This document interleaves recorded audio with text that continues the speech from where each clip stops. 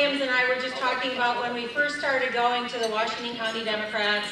It was out at the fire station. There were a few people sitting around in a circle. It was a great discussion, but it was a very small group of people. Very dedicated, but small group of people. And look at us now. This is amazing. We've had wonderful leaders.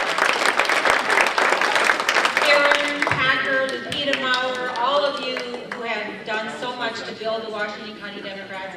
You are absolutely amazing, and I know I wouldn't be here without you. You have done so much for the state. Now, Commissioner Stoughton talked about how I serve on the Budget Committee and on the Science, Space, and Technology Committee. It's been a fascinating 8 months in Congress so far, but let me say there are some challenges. Paul Ryan on the Budget Committee, for example. Todd Aiken on the Science Committee. So I've been working hard for the district, fighting for Oregon priorities in Washington, D.C., and getting to know the district and the constituents, but let me tell you, there's a lot of work to do, and this next election is incredibly important. And I know you've heard that before. But let's start at the top with the president. We want a president, and deserve a president, who will stand up for women's rights to make their own reproductive health care decisions.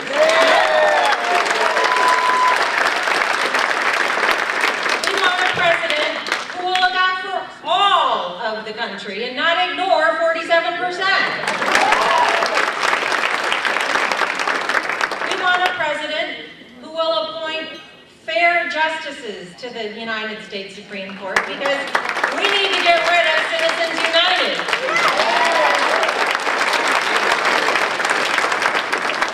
We want a president who really understands the world today. I think Mitt Romney misspoke when he said something about binders. I think he meant blinders. I think he's wearing blinders because he doesn't see the real world today. So the presidential election is incredibly important. And then our U.S. races, both at the Senate level and at the House races, are so important. There's some very key races in the U.S. Senate now. Elizabeth Warren, for example.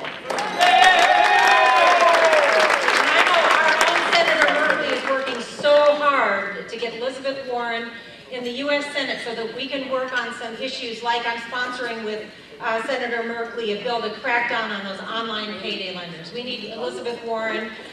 Look at people like John Tester in Montana. There's just a lot of key races that we're going to need to win in 17 days. Now, some people say that the House is not in play, but I disagree with that. An optimist. We have our drive to 25, and if we can pick up just 25 seats, we will again be in the majority. And I tell you, I served in the majority when I was in the Oregon legislature. There's a difference being in the majority and being in the minority. So we have some great candidates running, really wonderful candidates, and I heard a presentation. Steve Israel, the chairman of the DCCC, did a great presentation where he described some of our wonderful candidates who are running. People like Val Deming in Florida, former police chief in Orlando, great candidate, really great, wonderful people running for the U.S. House. And one of my favorite lines that Chairman Israel said is, you all know Michelle Bachmann, right? Well, she may not be Bachmann.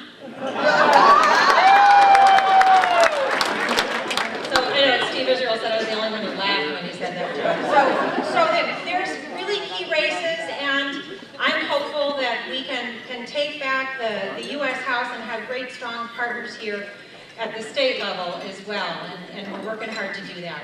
Well, let's take a minute to review why it's so important. And I know Commissioner Vakian talked about some of those values.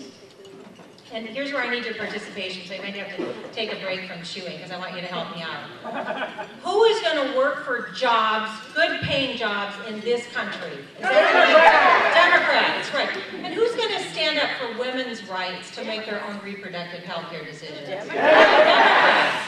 And who's going to work to expand access to affordable health care? Democrats. And who's going to make sure that consumers have rights and that we stand up for those Wall Street reforms so that we don't have another financial collapse? Democrats. You can do a little bit louder than that.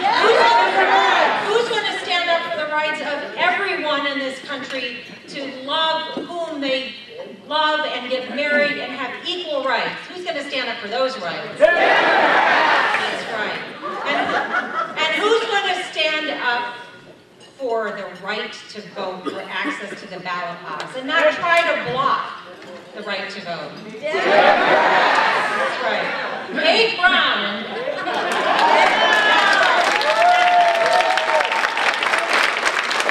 And the reason why Democrats are going to win is because we have those values at the federal level and at the state level. 17 days. 17 days between now and election day. And we all need to be working hard, not only to make sure that we have the president reelected, but that we have a successful election day for Oregon. There is so much at stake. Now, many of us this evening were looking at this very deceptive women's voters guide that just came out of the Oregon Transformation Project. And that's what we're up against. We have to do everything we can to fight back against that, to make sure that we keep all of our statewide offices. And all of our statewide Democratic leaders are here today, but I want to mention how important it is to re-elect Commissioner Avakian. We need someone who's going to stand up for workers, someone who's going to enforce, not ignore, our anti-discrimination laws and stand up for workers in Oregon. And Kate Brown, where are you, Kate? Stand up, Kate. There are efforts across this country right now to block access to the ballot box. Kate Brown will not do that. She will stand up for the right to vote. She will increase access like she has done with voter registration drives. And importantly, she'll crack down on fraud in the initiative process. And that's what we need. So let's do everything we can, and I want to acknowledge our great Attorney General, Ellen Rosenblum, and our great State Treasurer, Ted Wheeler, who are here today as well. We have a lot of work to do in Oregon, but especially here in Washington County. This is battleground right here. And we're talking about, it's going to come down to two races. Ben Unger and Joe Gallegos. They're both here tonight. They're both at the same table. This might be a coincidence. And Carl Hosnick is here too. He's back here too. So we have some of the key races here in Oregon.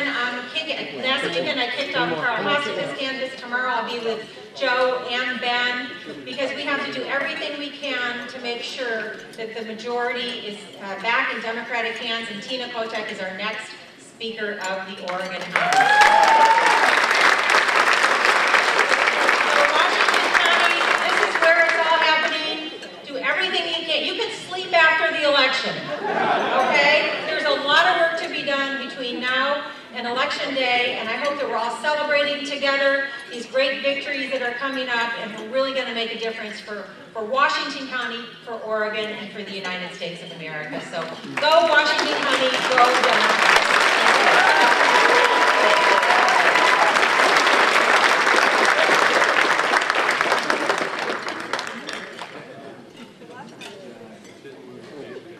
Before we get started with the auction and raise a little money to support the Democratic cause here, Karen's going to give a few thank yous. I also wanted, she wasn't able to be here tonight, but sent her regards, her thanks, and a loud shout out to the Democrats for everybody. Our new state senator, Elizabeth Steiner Hayward, we want to realize. Thank you. I was trying very hard to get around to each of the patron tables, and thank you personally. And obviously I talk too much, so I didn't make it around to all of you. But the patron tables tonight, we tried something a little bit different. The patron tables themselves were charged more per ticket, and when they had an elected official or a company business, they got a free ad in the program, and you probably saw the ads in the PowerPoint presentation. In addition to the ones that I didn't get around to, the patron tables you have at each of your places a Delia button. The Delia buttons were made by a Bend artist, and she is very well known nationally. She sold them at the Charlotte convention, and by the end of the convention, pretty much everybody who was anybody, including all of the electeds at the highest levels, were wearing a Delia button. So we wanted to have that at the patron tables, and our heartfelt thanks for helping us out. I'm just going to read a list of them. certainly Congresswoman Bonamichi's table. State Senator Betsy Johnson. Brad mentioned State Senator Elizabeth Steiner Hayward. That table is State Representative Margaret Doherty. State Representative Chris Harker. Metro Councilor and candidate for House District 37, Carl Hostica. AFT Oregon Local 2277, PCC, FFAP, what a mouthful, Jaime Rodriguez and Luis Corinda and Peter Hansen, who I must thank very much because they helped us put together the auction items, the sponsorships packages, and Peter, I think, almost single-handedly got the wine for us. Morale Inc. over here printed our programs and made a nice donation. NARAL Pro-Choice Oregon did more than edit their table. They're a little crowded back there, but we love them. PartySupporters.com, I think that's over here. They are the people who do our auction software. They bought a patron table this year. Chuck and Katie Riley in the back, thank you for buying the patron table. Rob Solomon over on that side of the room is my patron table. And UAW 492, where are you guys? You support us, they support us every year.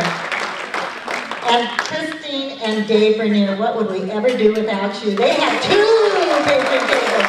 Get up, Chris and Dave. I know you guys are shy, but we love you. And I hope you'll all stick around toward the end of the program because I want to thank the one and have my auction chair, Karen Stout, and thank the wonderful people who put this together. But for now, I think we better get on to the business of the evening, the live auction.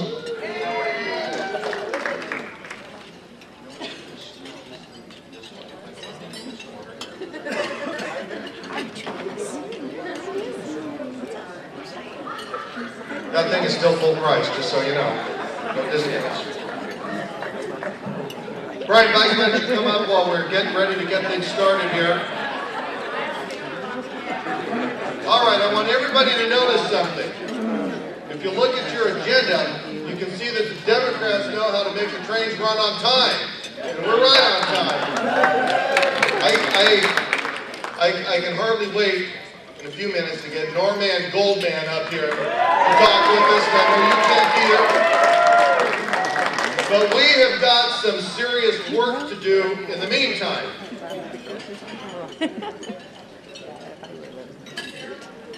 DPO patron table, would you please raise your hand so we can all see you and everybody go wild for them. DPO patron table. Thank you.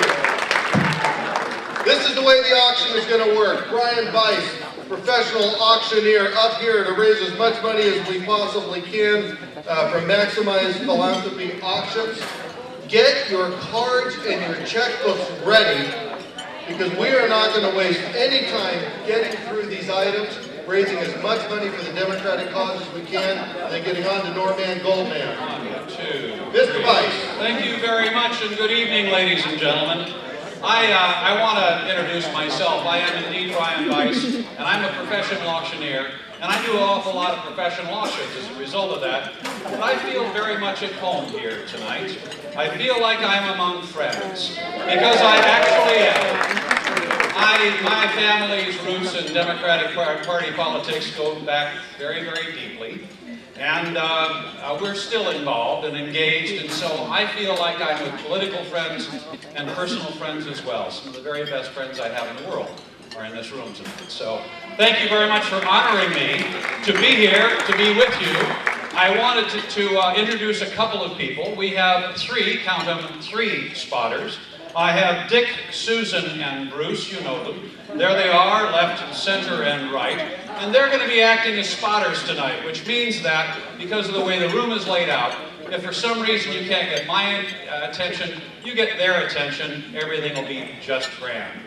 I also want to introduce to you Joan and Nettie, who are down here at the head table in front. Raise your hands, there you are.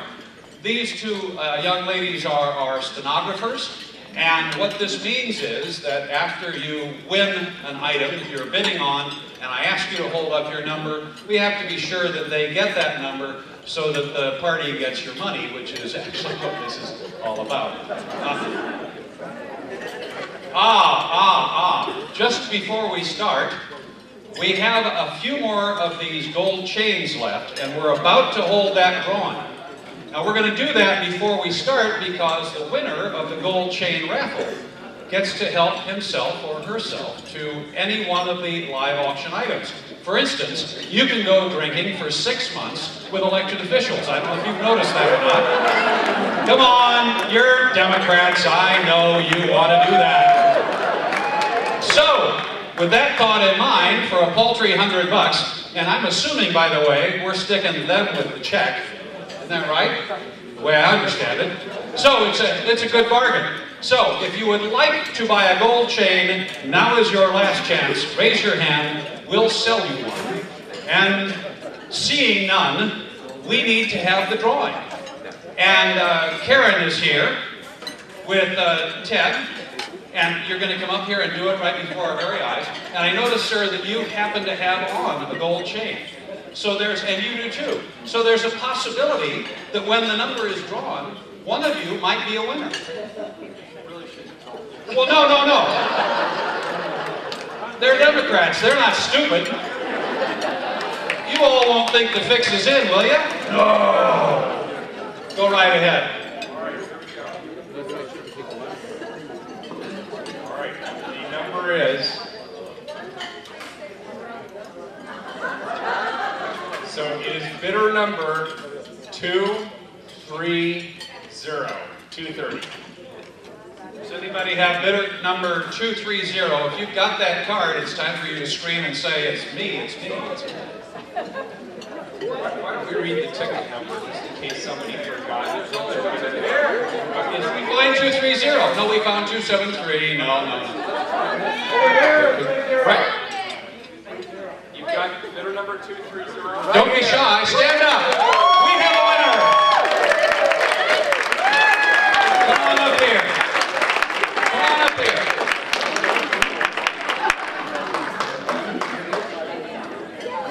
No problem. Congratulations. She'll take the brand new car.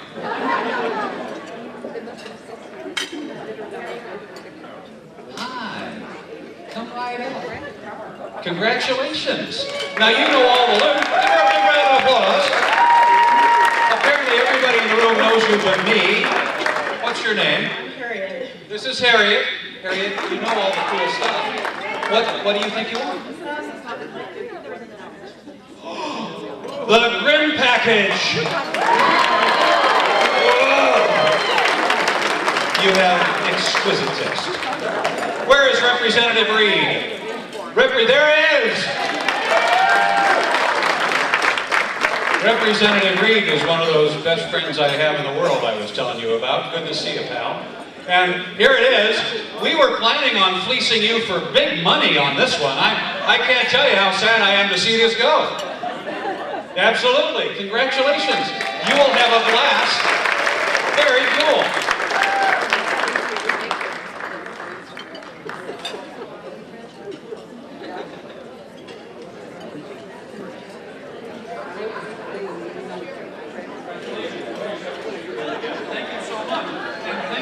For risking the $100. See, it worked.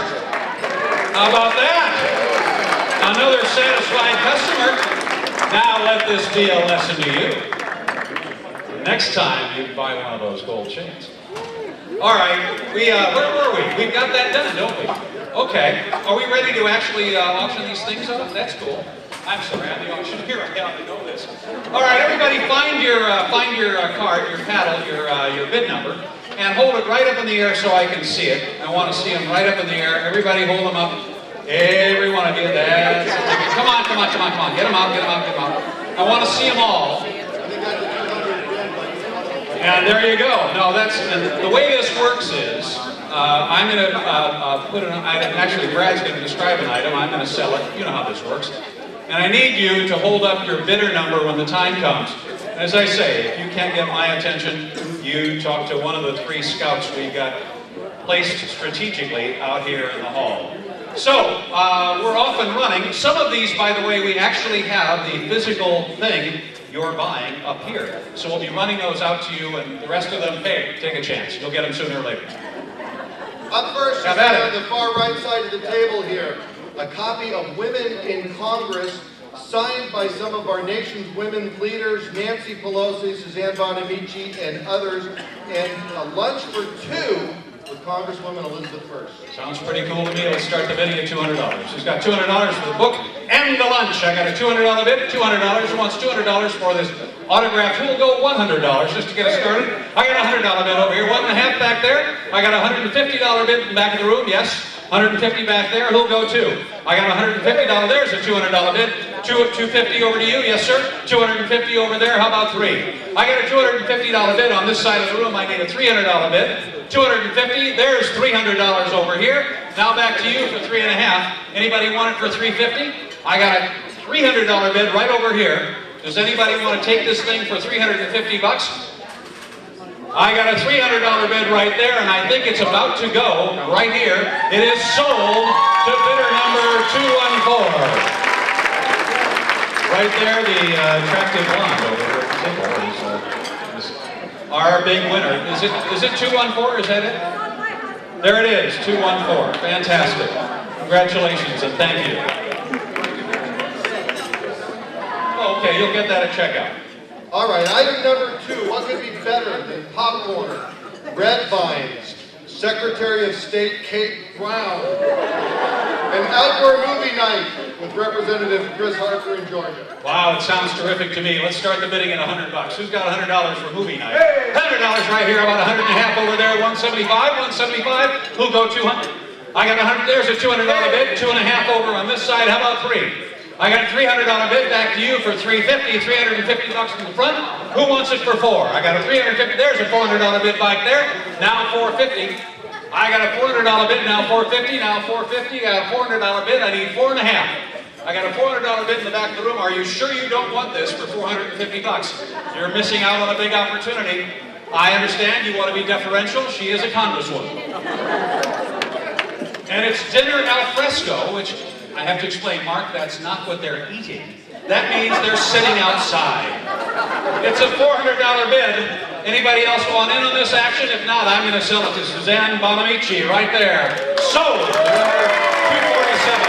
Thank you for your bid.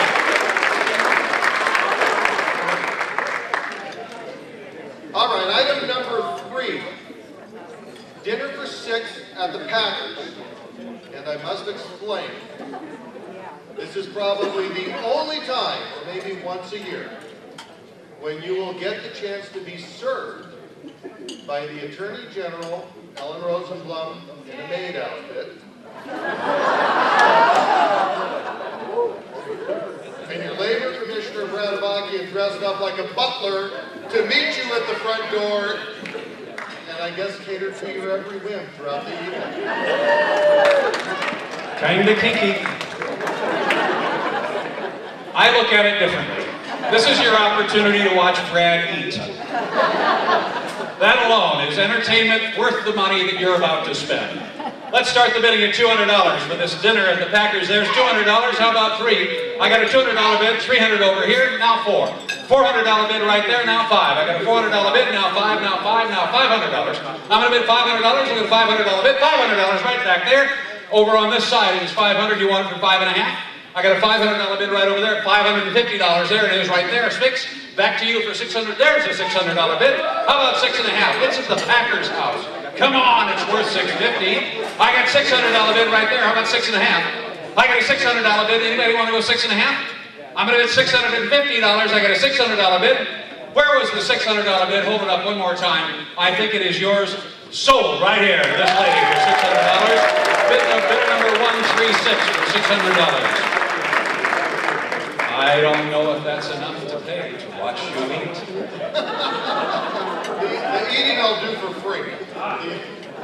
Item number 4. terrific item, thanks Clorinda and Peter and Dick and Karen Scouten.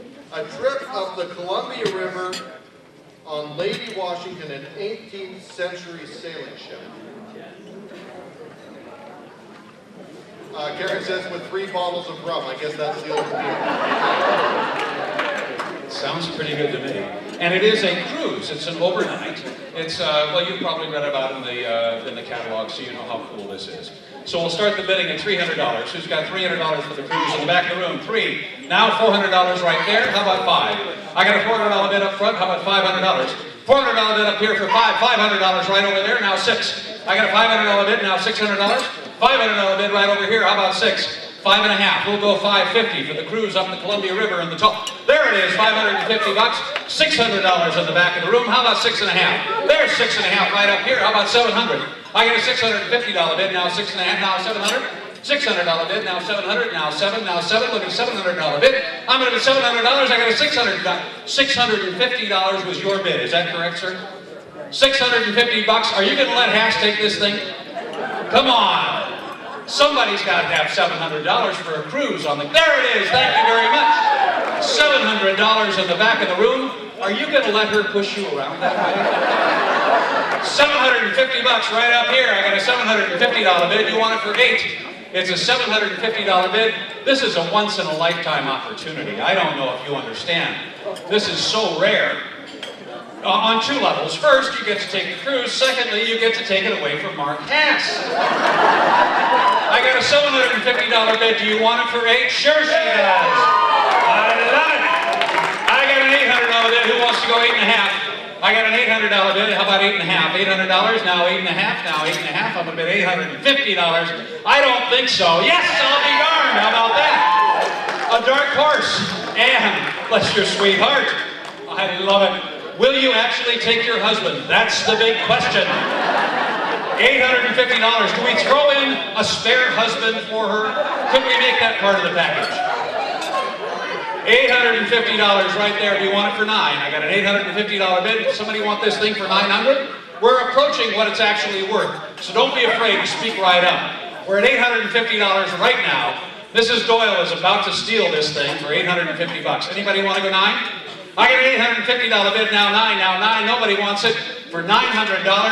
Congratulations, young lady. It is yours. So, for $850, the bidder number 2 won the 5. Thank you for your generosity and thank you for your bids. All right, item number 5. 1 outing a month for 12 months. Vintage airplane and helicopter rides, wine making, Japanese gardens, Broadway Rose Theater, and more. Yeah, this is pretty cool. I mean, even if you're a social zero with a schedule like this, you can get a date. This is, seriously, this is hot stuff. And I looked at the list, and I'm tempted to buy it myself. So if for some reason you all don't come up with enough money, the auctioneer is just going to take this off your hands, okay? So let's start at $250. It's 12 dates, 1 year's worth. He'll go, there's $250 in the back of the room.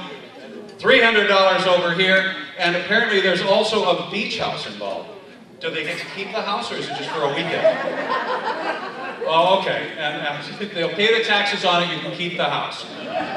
Where were we? $300, was that over here? $300 bid right over there. Let's go 3.5. I got a $300 bid, now 3.5, $350 in the back of the room, now 4. I got a $400 bid over there, now $450. I got a $400 bid, 4.5. He's reaching for his card. $400 bid right over there, and I will answer for $450. It's 12 dates. Let's do the math, folks. Every one of those is worth at least $100. It's dinner and a show. Dinner and a. We're not going to sell this for $400. Let's see. So there's a $500 bid right there. Who wants it for 6? I got a $500 bid right up front. There's a $600 bid in the back. How about 7? I got a $600 bid in the back. Who wants to spend $700 and works out? There's a $700 bid. How about 8? I got a there's an $800 bid on the other side of the room. Now 9. $800 bid right over there, now $900, I need a $900 bid, now I'm going to bid $900.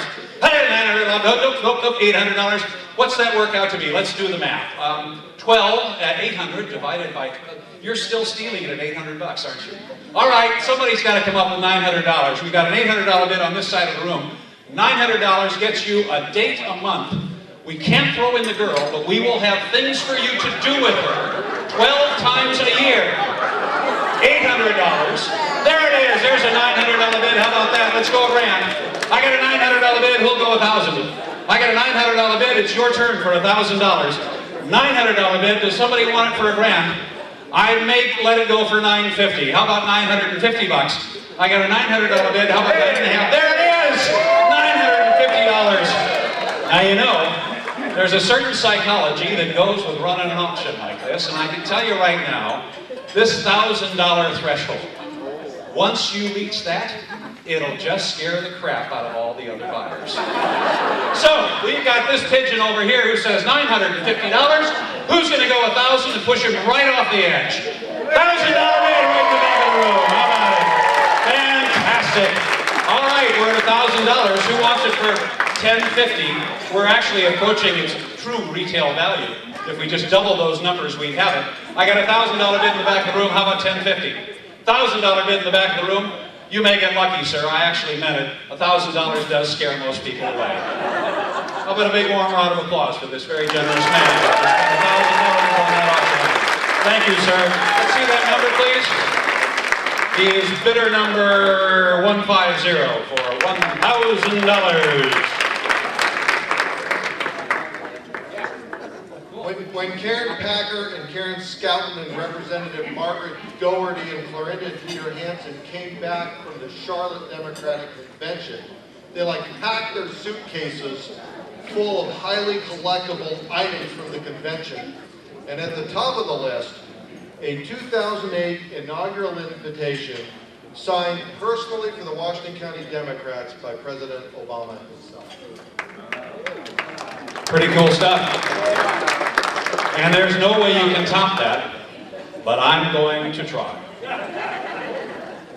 I have to tell you this story.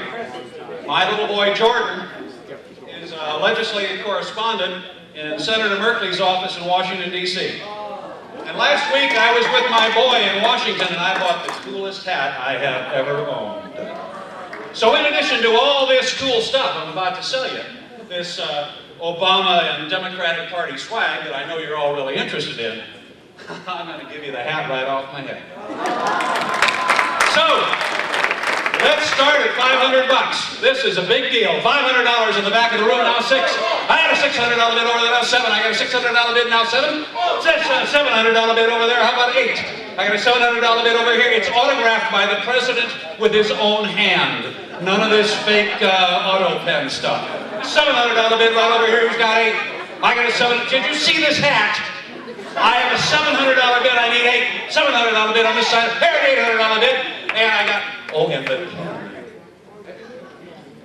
And this pin that was worn by Michelle Obama. This pin that Michelle Obama saw. She has one too.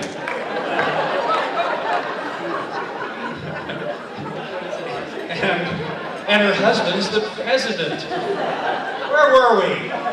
$800? Somebody just bid $800, didn't they? $800 bid over there. Show me your paddle. 800. Was that 800? Thank you. Was it indeed? It wasn't 9, was it? It was 800. Okay. So we need a $900 bid. I got an 8. There's a $900 bid. Now let's go ahead and goose it over 1,000. We need a $1,000 bid on this side of the room, either side of the room. Actually, I got a $900 bid right over here. Who wants it for $1,000? The autographed invitation to the inaugural ball or the inauguration is a pretty big deal. I know the hat's cool, the pin's cool. $900, come on, somebody come up with $1,000. It's for a really good cause. We need to take back the house. $900 bid on this side of the room. Who wants it for $1,000? There's a $1,000 bid. God bless you, man. $1,000 bid on this side of the room. It's back to you, sir, for $1,100. I got it. There it is, $1,100. I don't know. He seems relatively determined. $1,100. She's not sure you're worthy. She doesn't know if you've got $1,100. How about $1,200, ma'am? It's $1,100 on that side of the room. You want it for $1,200? How about $1,150? $1,150? Sure you can. You were about to go $1,100 anyway. So $1,100 over there. We need $1,150 from you. And yes, she nodded her head. God bless her. We're back to this side of the room. It's $1,200. I mean, there it is. $1,200 is the bid. He seems relatively determined, but I don't want you to be afraid.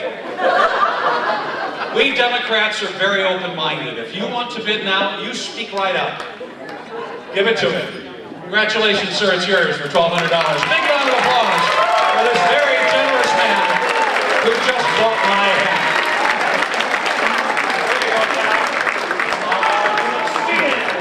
Thank you so much, and thank you very much for being so supportive. Oh, I'm sorry, I need your bidder number. Oh, he's one of the servers. Oh, we thought you, there it is, 223, yeah, okay. He signed up, it's okay. Cool. And thanks to Karen and Steve Packer once again for item number 7, 3 days, 3 nights at a weekend at a terrific Seal Rock beach house. Absolutely, and then dinner at their very favorite restaurant. It's called Ocean Seafood. Right, so you can eat while you're there. You can eat while you're there, and if you spend enough, we'll get Brad to put on the maid's outfit. Wasn't that what you said you were going to wear? Oh, I'm sorry. I don't know. We'll see how high the bid goes. Okay, well, right now we'll do almost anything to win this election, folks. Right? No, very open-minded. All right, let's start the bidding at $250. $250 right here. How about $300 there, 3.5, $400. I got a $500 bid on the other side of the room. I got a $600 bid right back here. How about 7? It's the Packers, and you know what kind of taste they've got. $700 bid right up here. How about 8? $700 bid right here. I need $800. I got a $700 bid. There's an $800 bid. In the back of the room over there, I need $900 up here. How about 1,000? I got a $900 bid. How about 1? I got a $900 bid over on this side of the room. There's a $1,000 bid right back there. Let's go $1,100. $1,100, just hold up that tag, sir. We'll shout out $1,100 and you'll feel so much better about yourself. Go on, it's $1,000 back there, and all you need to do now is just raise that paddle. Anybody else want some of this action on this side? You were interested earlier. I have a $1,000 bid, and I meant it sincerely. Everybody knows Steve and Karen have the best taste of any couple on the planet. And although I've never been in this home, I can promise you, it's exquisite. It's easily worth, what was I just asking? Is it time for 1,000?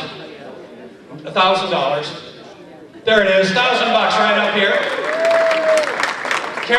Karen Packer will bid $2,000. I know, darling, I know. So it's $1,000. Do I hear 1,100? I got a $1,000 bid. Do I hear 1,100?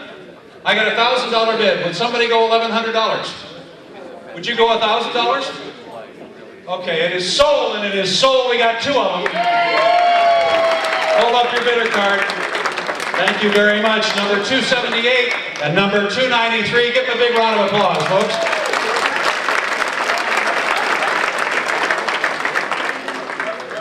Item number 8, thanks to Clara Steiner J. and David J. Up to 6 people spending 1 week in a French country house. And just to clarify, that's not a bed and breakfast in Selwood. That's actually in France. A town in France. Absolutely. We're back to the French maid's outfit. Well, Brian, you Are you going? On that. Are you going? I don't know. All right, so this is different. It's a week, and it's in France, and it's exquisite. It's 3 bedrooms, so you can take your friends, and I think it'd be a fabulous idea. So, and it is for an entire week. It's not a weekend. We're actually going to fly over there and come right back. So it's a big deal. The house in France will start the bidding at $500. Who wants the house? $500 right back there, and 6, and 7, and $800 over there. How about 9? I got an there's a $900 bid. How about 1,000? I got a $900 bid right there. There's 1,000 on the far side of the room. How about 1,100? I got an $1,100 bid. How about 12? 1,100. There's a $1,200 bid. 13. $1,300 bid there. How about 14? I got a $1,400 bid over here. How about 15? I got a $1,400 bid on that side of the room. Who wants it for $1,500? She says she'll take it for $1,500. How about you? Are you still interested, sir? $1,500? Tell you what. We got 2 of those too. Let's make it $1,400 from you and $1,400 from you. It's sold, and it is sold for $1,400. Congratulations, you won.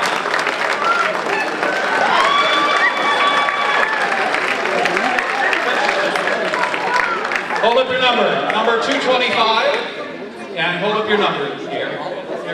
You're going to France. I feel like Bob Barker. Number 220. Another round of applause for these very generous people, folks.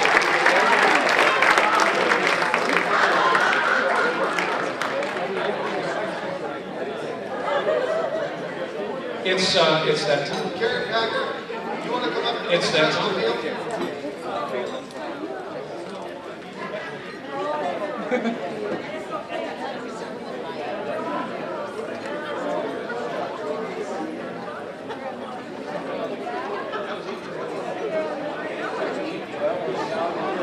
Wow, you guys are really helping us out so much.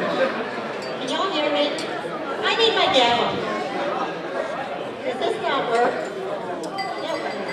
I just need somebody to give me some attention here because this is probably the most important part of the evening. And let me tell you why. We're raising a lot of money here tonight, but we are the only county party in the entire state who has a paid employee who is very, very important to keeping Washington County moving. Our employee is Ron Morgan, our field director. And what we raised tonight on the special appeal will go toward paying his salary and keeping him on with us, that he gets plenty of offers from other people at Washington County. I'm sure you all realize. And I'm going to show you how important it is by bringing up some of the candidates and electeds that he, in his role as field director, has held. So if I can have our candidates, our elected officials who agreed to help, just come up on the stage here tonight, and we're going to have each of them give you a little, what should we say, testimonial. And Brandon, you're probably the only one who people don't necessarily know, so be sure and introduce yourself. I'm going to step aside and let these people tell you just how valuable Ron Morgan is to our county. I'm Jeff Barker, and Ron is final to my race this year. I have a real tough race, surprisingly.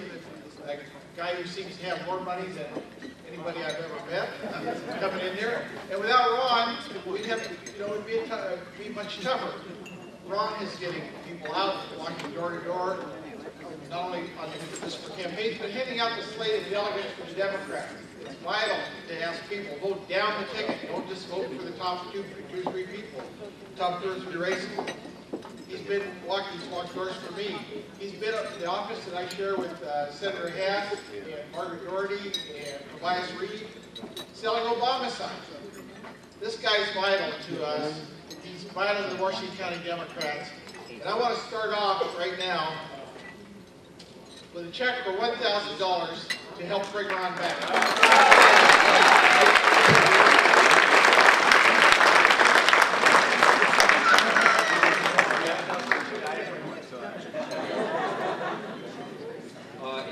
It has been a rough week for me and under Jeff Barker.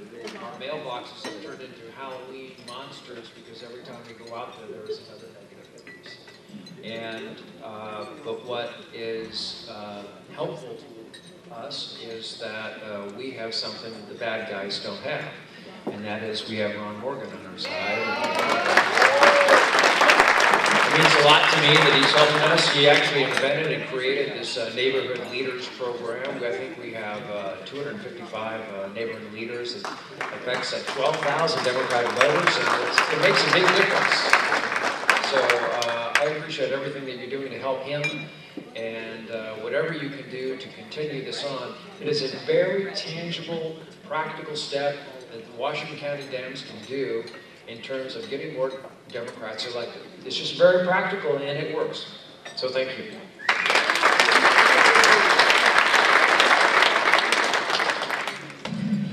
Well, Ron is amazing. And I want to say that Ron was in the Washington County Democrats during my state races, but he also helped with the special election. Now raise your hand if you were canvassing today.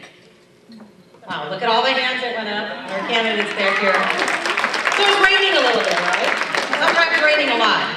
Well, the special election was in January, and it was really cold, and sometimes it was snowing, and Ron's shaking his head. But Ron really kept things going, and I have to say that, you know, Karen and Glenn and all our Washington County Democrats are great, but things don't happen without Ron.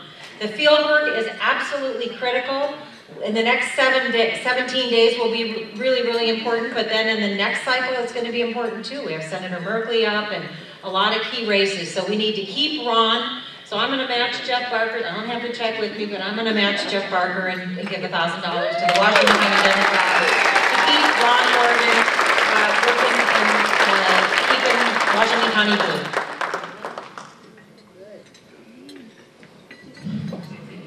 So Joe and I share an office, and we're about 2 blocks from the Washington County Democrats office. And the one thing that I'm always jealous of, that they've always got going on at the Washington County Democrats office, is it's always humming.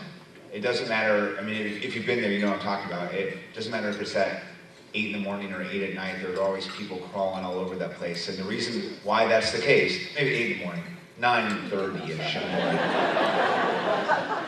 is because of Ron. And Ron's built a crew of great volunteers, and I agree with Senator Hass. The thing that he does that's the most important for the long-term infrastructure of the work that we're doing here in Washington County is the neighbor-to-neighbor program. And without it, we wouldn't turn out the Democrats that we really need to win. We're lucky to have him. Ron, thanks for all the great work that you do.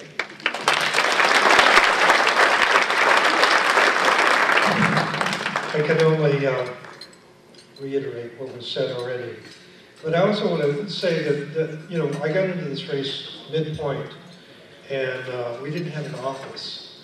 And Ron was gracious enough to let us stay there at his place for a number of weeks, a couple of weeks, and before we moved in with Ben. But always gracious, a gracious host. And at our kickoffs, he came out and did the barbecue for us, cooked a mean hamburger. You should also know that he just won thousands of dollars on a Texas Hold'em. So yeah, Facebook money. So if you need an infusion, there it is. But thank you very much.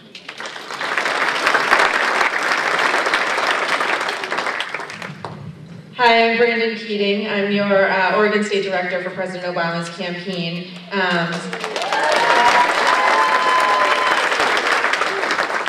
So I'm not an elected official, but honored to be sharing this stage with them and honored to be able to say a few words about Ron, who has just been an extraordinary pleasure to work with over these last almost 12 months.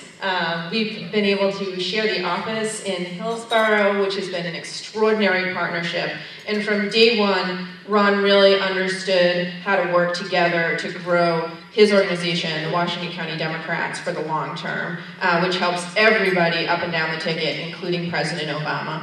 And one of the things, you know, I often, during the day in my office, will periodically say, I love Ron so much. He's so great. And the reason that I say that periodically is because he understands 3 things really, really well that really put him among the cream of the crop of Democratic workers across this country. You know, I've worked in 10 states over the last 10 years and all over the country, and Ron is just top-notch, second to none. Don't tell the others that. But the 3 things that he understands really well are really understanding the data, really understanding the integration of new media, and that above all, our work is people-centered and people-first. And that's something that is incredibly rare to find those 3 in one person. So his neighbor-to-neighbor program is extraordinary. It should be a model for the country, and he is extraordinary. And I hope that you will write him big, big, big checks.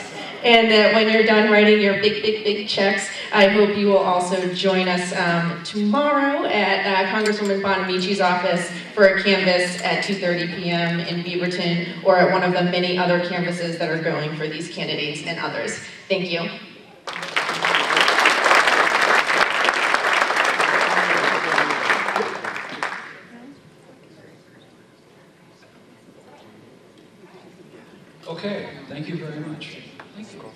for the dough, by the way. It's pretty terrific. Just picked up a couple of grand dressed like that. I know you know what this is about. We're going to do it's called the special appeal.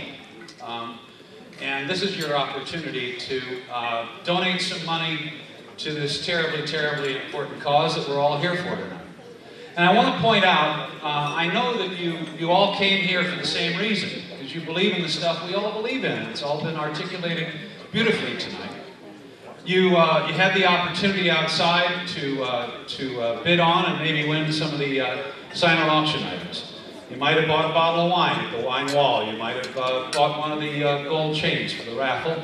And you might have bid on the live auction items. You all have a catalog, and you all have looked at it, and you know pretty much where we are. We're about 2/3 of the way through the bidding process right now for the live auction items. And you know why you came. And you know now whether or not you have participated financially the way you had planned to. And I'm here to tell you, if you haven't participated yet the way you had planned to, this is your opportunity. What we're going to do now is we're going to start with a number, a dollar figure, and we're going to ask anyone who would like to donate that amount of money to hold up their paddle. Now, as a special incentive, those books are here somewhere. Somewhere. No. Ron, of course, Ron has them. As a special incentive, I have this fabulous book by Norman Goldman, who is going to be speaking later on tonight. And he will autograph it to the person that I hand this to momentarily. And this is kind of a collector's item. It's a hardback, and they're rare. They only made a few of them.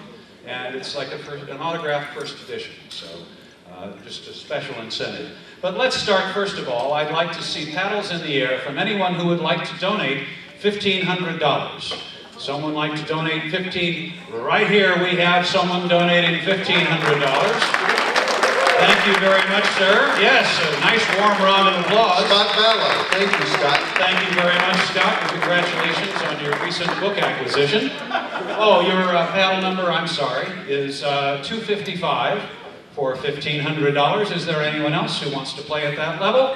Then let's take it down to $1,000 and see if anybody wants to hold up a paddle at $1,000.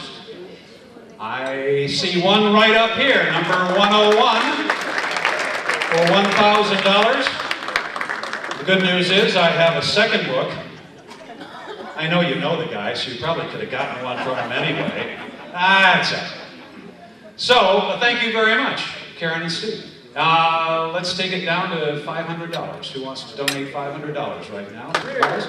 There we are. Number 103, number 186. Number 195, thank you all so very, very much for your generosity. Let's go down to $250 and see if anybody holds up a paddle. There's some. Fabulous, thank you very much. Number 241, number 142, number 149, number 199, number 197. Thank you all so very, very much.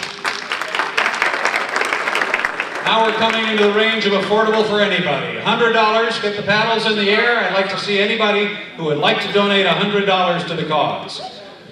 Number 295, number 294, number 113, number 205, number 213, and number 214, number 180, 209, 271, 127, 191, 221 on this side of the room. Anybody else for $100?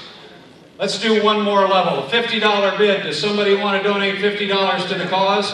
Come on, you paid that for bad dinners. Admit it right out loud. Number 245. Number 167. Number 228. Number 128. Looks like you've been chewing on that one, sir. Number 164. Number 138. Number 178. Number 213 and number 214 again, the Department of Redundancy Department. Number 217, number 207, number 276, number 115, number 258. Did I miss anybody? Give yourselves a warm round of applause and thank you so much. for being so generous. Very nice, Washington County Democrats. Kind of like having our own workforce development plan here. Way to go, Ron. Hey, just in case anybody out there like me is an Oregon State Beaver believer. Third quarter, Oregon State Beavers 14, Utah 6. On the right track. All right, folks, we have 3 items left tonight. We're going to move through these 3 very, very quickly, and so have your cards ready because this is going to be rapid fire. All right? Are we? We're skipping number 10 because Grim. Well, I don't know. We have another one? I don't know. We're going. We are. Hey. The Minions have been infiltrating NBC Burbank, tunneled into the soundstage, and have scored one more grim package.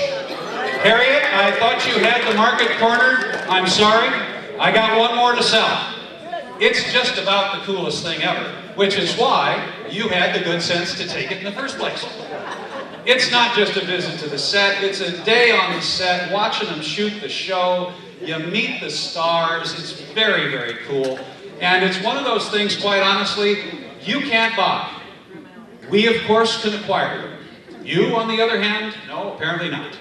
So, it's an experience like none other, and we really do want to see your participation in this, because these are kind of hard to come by. So let's start the bidding at $250. So we'll go $250. Hey! I had a $250 bid there, $300 over here, $400. I got a $300 bid over there. How about a $400 bid?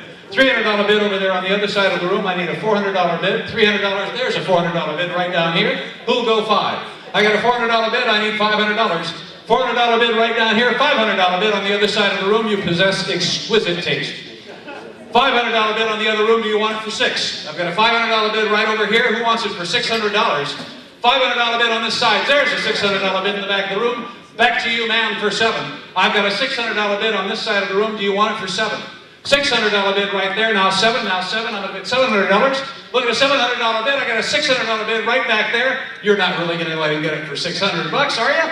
$700 is what I'm after. Right back there. Thank you very much. I have a $700 bid. Who wants it for 8?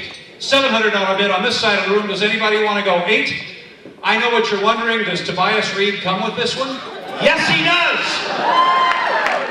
$700 bid right over there. Or you can just kind of pass on that. It's okay. We'll all understand. $700 bid right over here. I think she's going to get it for $700 unless somebody speaks up quickly. $700 bid on this side of the room. It is sold. The lady right there for $700. Bidder number 306. Thank you very much, ma'am. All right, item number 11. Used to be 6 months of happy hour.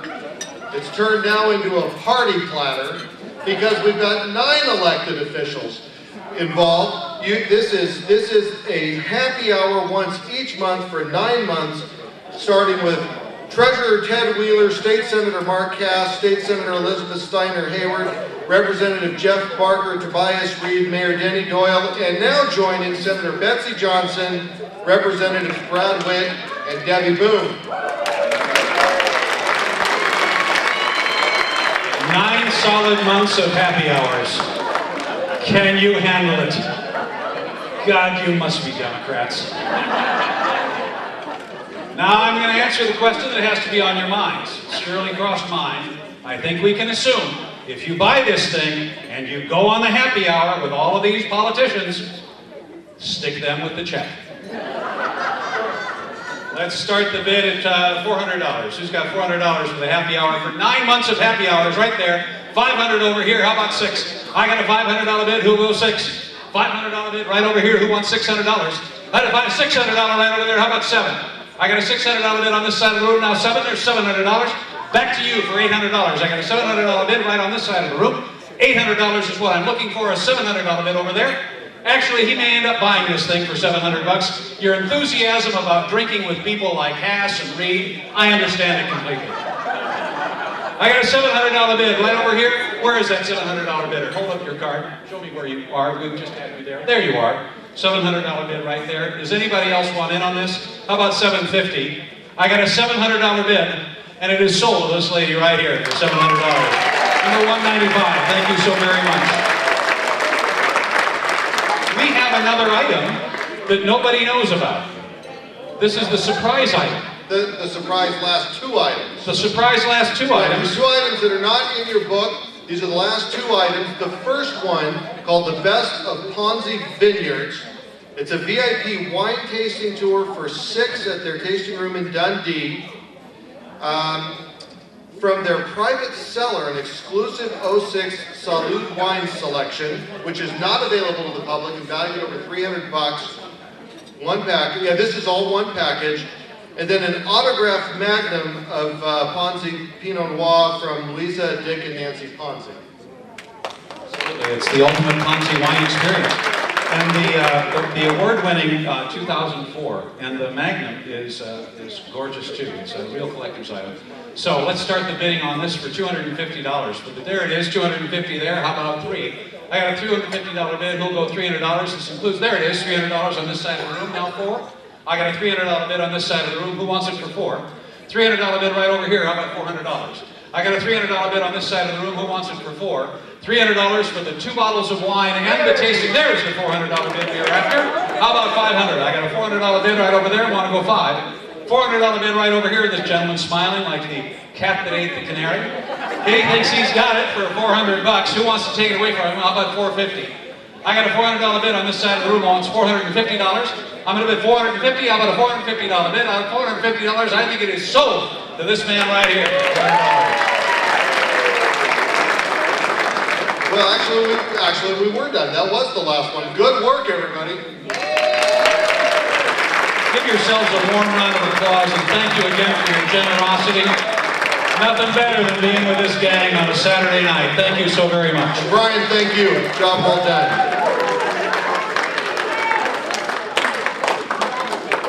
Well, Clarinda is yelling, how much did we raise, like I was adding it up in my head as we went. Clarinda, I am sorry, I don't know. It was thousands and thousands of dollars, and Ron is still employed, so I think we did all right.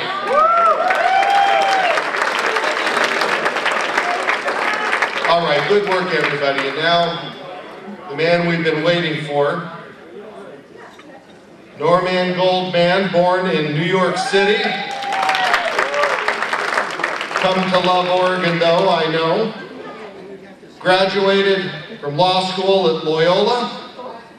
You know him from the Ed Schultz Show, where he cut his teeth on national broadcasting as the senior legal analyst there. But everybody quickly knew that this was a man that needed his own, and that the nation needed to have his own show.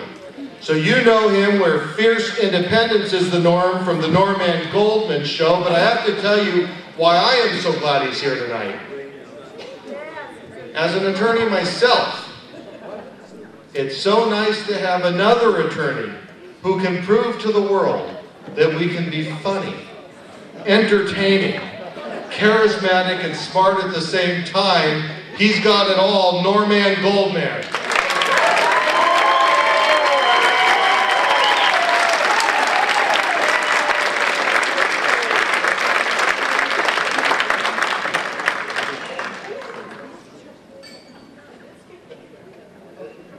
Wow. I'm feeling a lot of love in the room. And I'm from Los Angeles, where we feel a lot of love. Thank you, Commissioner Avakian. I want to get my pronunciations right. I really appreciate the invitation. I'm honored to be here. I'm flattered. I was born and raised in New York, but I've lived in Los Angeles for the last 30 years, so I consider Los Angeles my home. I know there are some in Oregon who don't think California is like a legitimate state. I know there's nobody like that in this room, is there? No. There's no California hating going on here. It's up in Washington State. That's where they hate the Californians and go up there and drive up the property taxes. But I do want to thank Karen Packer. Get all my names right. I want to thank Karen. Thank you very, very much, Karen. I really do appreciate the invitation. I mean, I do. Glenn Geller, who we had on the show a couple of times promoting the event. Karen Skelton, thank you. Peter Hansen, counselor, thank you, Peter. Commissioner Avakian, Brad. Representative Bonamici, I know you're still here. There you go. Thank you. And to all the elected officials and everybody else who's here, I do say thank you very much. I do try and get out as much as possible to speak.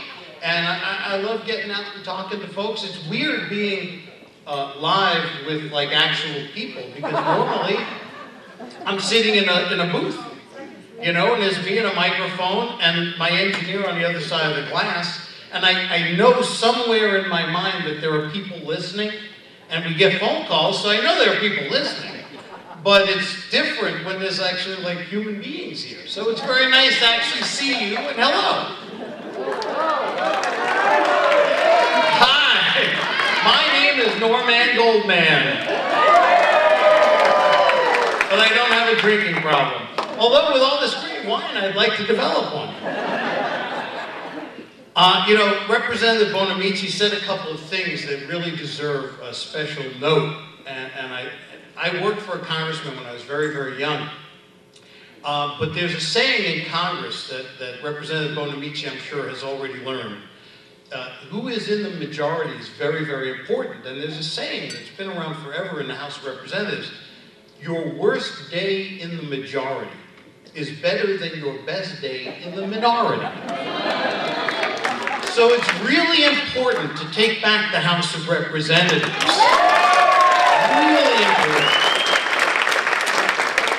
The House is run very autocratically, so if you're in the majority, it's a great couple of years. And if you're in a minority, it's not a very good couple of years. So you got to take back the House. And local politics, which is what you do here, is so important. Now, Ed and Stephanie and Tom Hartman, everybody, you know, we're all doing this national show, which is kind of what the radio industry has evolved into. But I really try to emphasize the importance of local politics. And what you've done here in Washington County, to take a Republican county and turn it into a Democratic county, is really, it's the way we're going to take America back from the fascist lunatics. It's the way it's done.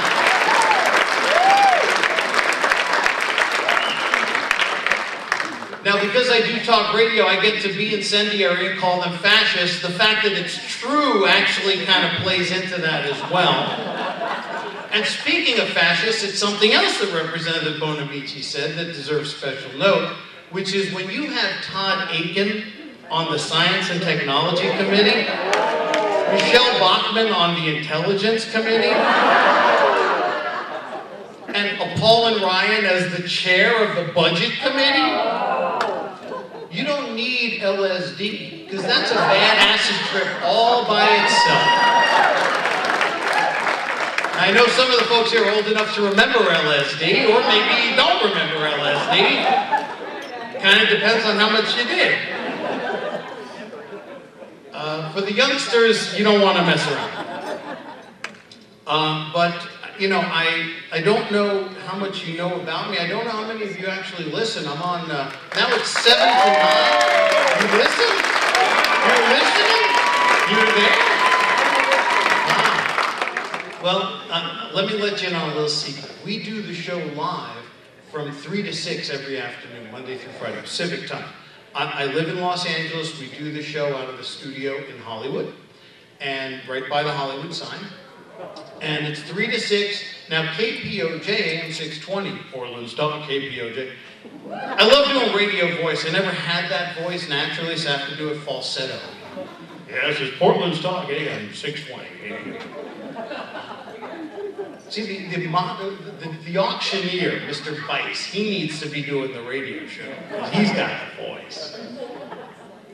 But we do it live 3 to 6, and we do have a smartphone app. If you've got an Android or an iPhone, we have an app. You can listen that way, or you can listen through Facebook Live and free, or you can listen over the internet, but KPOJ plays us. They did play us 6 to 9 in the evening, and then they took an hour away, so it's 7 to 9 in the evening with replays on Saturday afternoon. But I gather you know something about my background, so I won't bore you with a whole lot of the tear-jerking story. I wish it weren't true. I mean, I just wish it weren't true. But Well, let me tell the story through somebody else's story. And pardon me for the cheaters. When you get to be my age, your eyes start to go on you. There was a guy also from New York City. I was born and raised in New York City, very poor. But there was another guy raised in New York City, kind of poor. His name was Lou Gehrig. Do we have any baseball fans here? I think I was a legendary New York Yankee, and you know, whatever you think about the Yankees, Lou Gehrig died a few weeks before his 38th birthday. He was known as the Iron Horse, which is kind of the irony. He played like 15 seasons in a row. Every game of every day for like 15 seasons, he played 2,130 games in a row. And then he got a thing called amyotrophic lateral sclerosis, ALS, Lou Gehrig's disease now known, and retired, had to retire from the game in April of 1939. Well, about 2 months later, they had Lou Gehrig Day at Yankee Stadium, where they, you know, he was wearing his uniform and all his teammates were there. And the man was 37 years old, and he was already quite sick. And he gave a speech. It was a very short speech, but the key line from his farewell speech was, based on the fact that for a couple of weeks before his speech, there had been rumors and reports in the newspapers that he was very sick. I mean, people had gotten used to him playing every day for the Yankees for 15 years, and then he stopped playing. So there was a lot of rumors, and then news reports came out about his illness. So word got out that he had this disease, and that's why he had to quit, and there were discussions about how long he would live. So on July 4th, on Independence Day, 1939, a couple of months after he retired, they gave Lou Gehrig Day at Yankee Stadium to a packed house. And here's a man who was dying, and at that time he was 36 years old. And he gave a farewell speech, and the first line was, "Fans, for the past 2 weeks, you've been reading about the bad break I got. Yet today, I consider myself the luckiest man on the face of this earth." And he died less than 2 years later. Never even saw his 38th birthday. But he had proper perspective, because he had lived his dream as a little boy growing up on the streets of New York, and he got to play baseball for the New York Yankees. Now, he got a bad break, and I had my bad breaks too. My mother died 3 days after I turned 5 of colon cancer. And one of my early childhood memories was my dad crying in his sleep, because my mom was in the hospital, so I was the youngest of 3 boys. I was sleeping on her side of the bed. And I tell the story in my book, but I'm not shilling for the book, although, Scott, I owe you a signature, and whoever else got the second book, I owe you a signature and an inscription. But we were living in a rat and roach infested hovel in Brooklyn. And my mom was, it was either the night she died, right after my 5th birthday, or one night very shortly thereafter. And my brothers each had their own room in this big rat and roach infested apartment. And I woke up in the middle of the night. I was sleeping on my mom's side of the bed, and I woke up in the middle of the night, and the pillow was wet. And I thought I had wet the bed, which I had not done for some time. I mean, I was 5 years old. I hadn't done that. And so I'm feeling around, you know, down there, and it was dry, and it was warm. So I'm wondering where this water came from. And I looked over, and my dad was crying in his sleep. He was 42 years old. He had already had 2 heart attacks. And he had 3 young boys, and was now a widower. He had quit college, in the middle of college, to enlist in World War II. Came home, never took advantage of the GI Bill, went to work to support his mom and his family, got married, had 3 kids. And so my parents got bad breaks. My mom died at 45. I mean, they got married late, and then they had kids late, and I was the last of the 3. So my mom got a bad break, and I can only imagine how she was feeling, knowing that she was going to die, and that her husband was going to be left with these 3 kids. One was 11, another was 8, and then me. And she got a bad break, and that had to have been just a horrible feeling, day in and day out.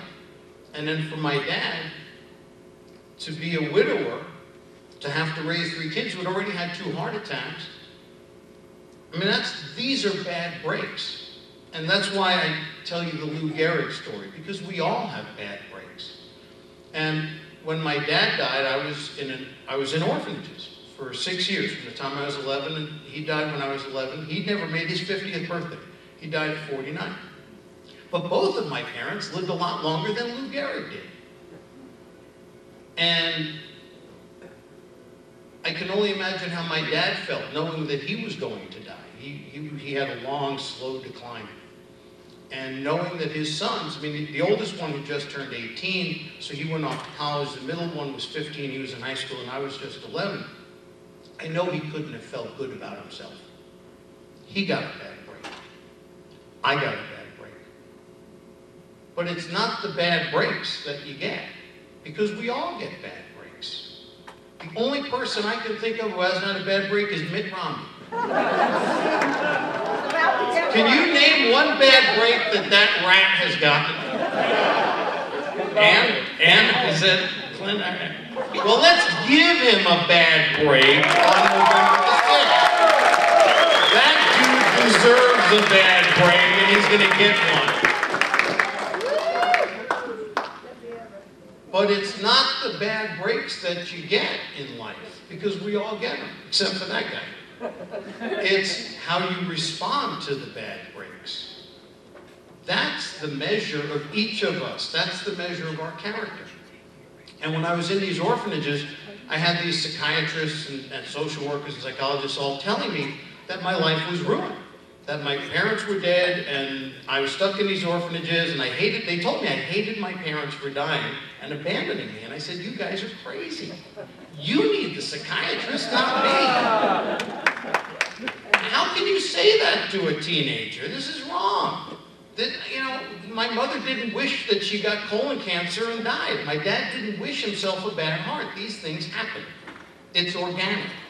So, what are you telling me? My life is over? It's just getting started. I'm going to make something of myself. And I did. But the reason I was able to make something of myself was because of the Democratic Party. And I'm not kidding. Franklin Roosevelt signed the Social Security Act in 1935.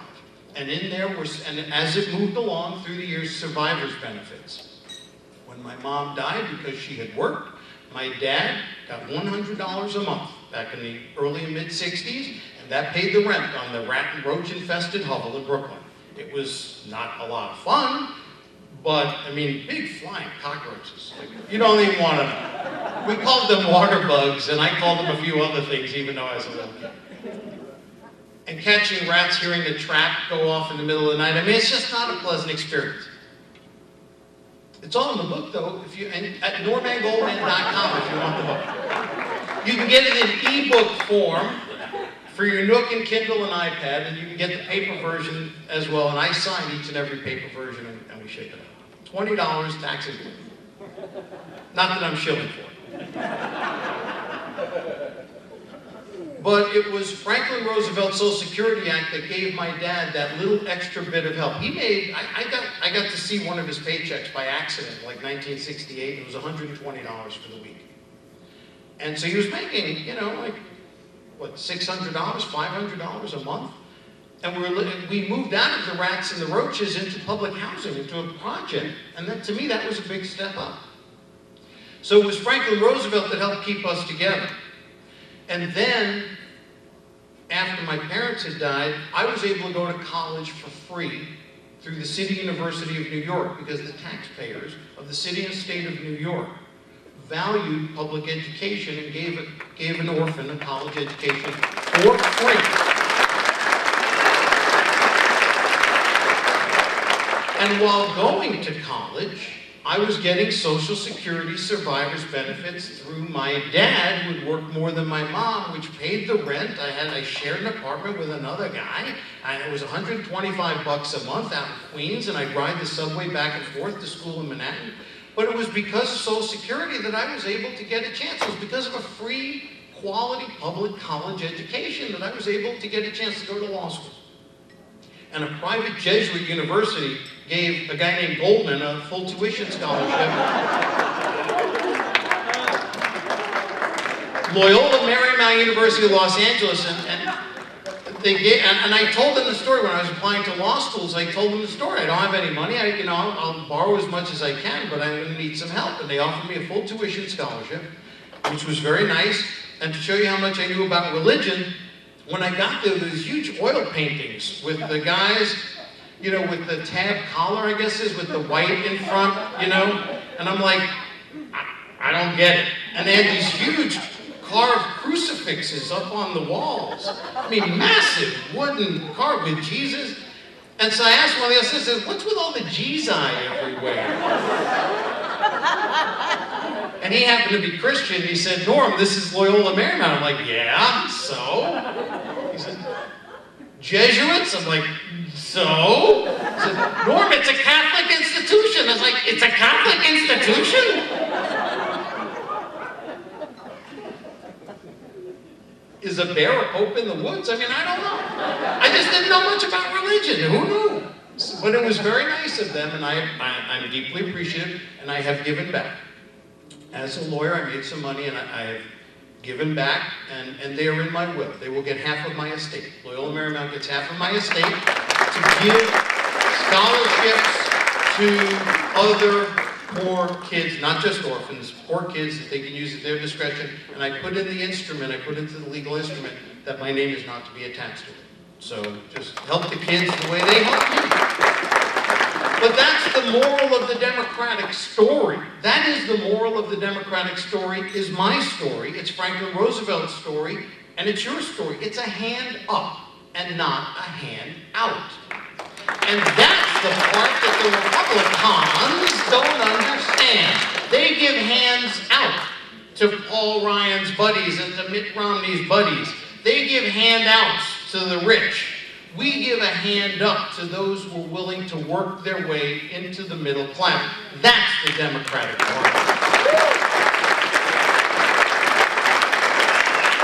And you know, the Republican Party has some nerve. They really have some nerve, because they attack us like we're the foreigners, but we're really the Americans. We're the ones who believe in hard work. We're the ones who believe in preparation. We're the ones who believe in justice. They're the ones who believe in slamming the door shut behind them. And Clarence Thomas is a classic example. Here is a man sitting on the United States Supreme Court who only got there because a whole bunch of people before him worked and bled and sweated and died to give him a chance to get on the United States Supreme Court. And the moment he gets there, he wants to slam the door on everyone coming up behind him, not recognizing that he is just a link in a much longer chain. And that I know that I owe an obligation to those coming up behind me to help them get a hand up and not a hand out. And that is the lesson that we need to bring to everybody. That is the message of the Democratic Party. We are the party of the hand up, not the hand out. We are a link in the chain. We recognize that the people who came before us didn't have all the blessings that we have, and we appreciate it, and we work hard to give those blessings and then some to those coming up behind us. That's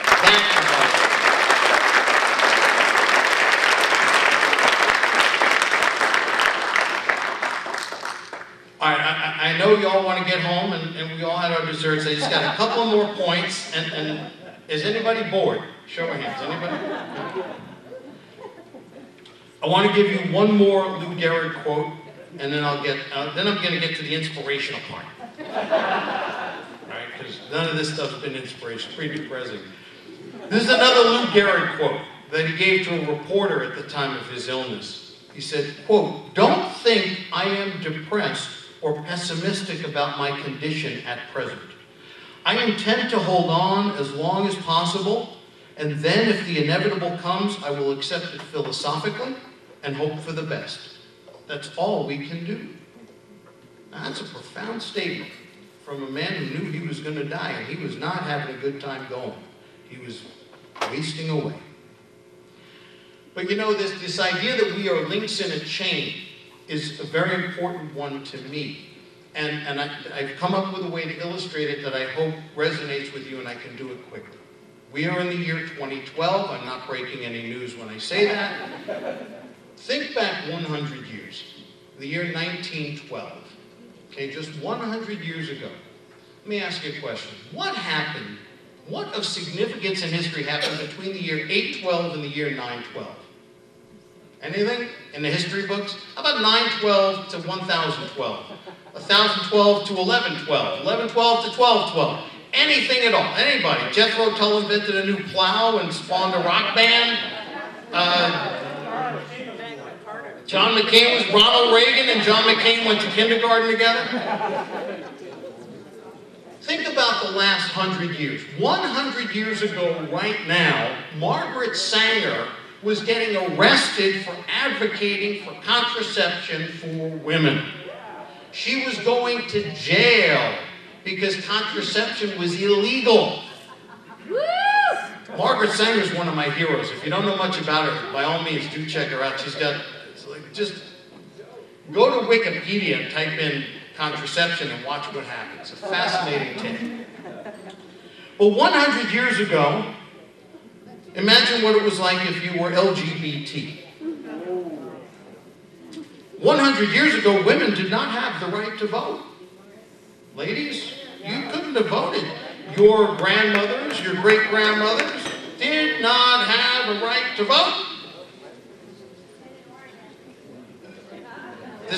Why am I here? Because I love Oregon.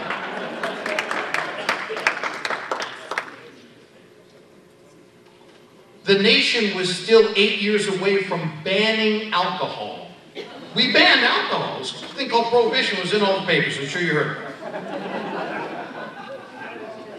In 1912, what was the status of black people in the United States? I call it de facto slavery, second-class citizenship, certainly.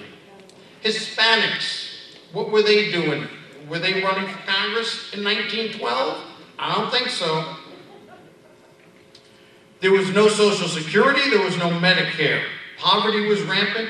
Senior citizens dreaded getting old because they were going to die in the streets or be a burden to their children.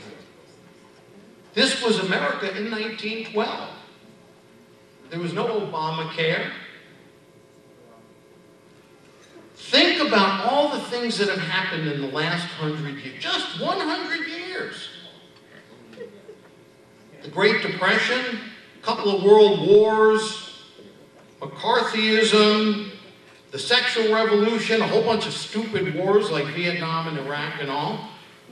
But we had the dawn of the nuclear age. I mean, think about the last 100 years and all that's happened from the Great Depression, World War I, World War II, the Cold War.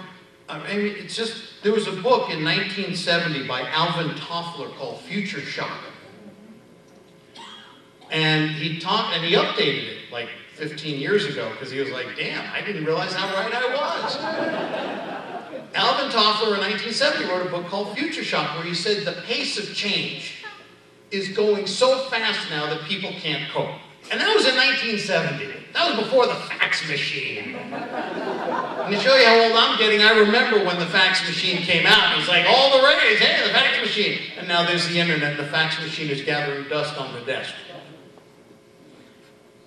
But if you take all the changes of the last 100 years, which have just come like rapid fire, just explosions, and if you take a subset of those changes, and the subset that I'm talking about is the subset of positive social change that we and our forebears have brought to this nation. Look who is the President of the United States.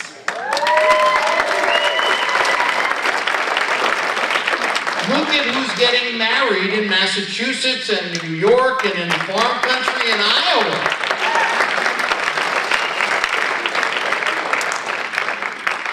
Thanks. Should I take this off? Oh, and I won books. I did win some of the silent auction items, so.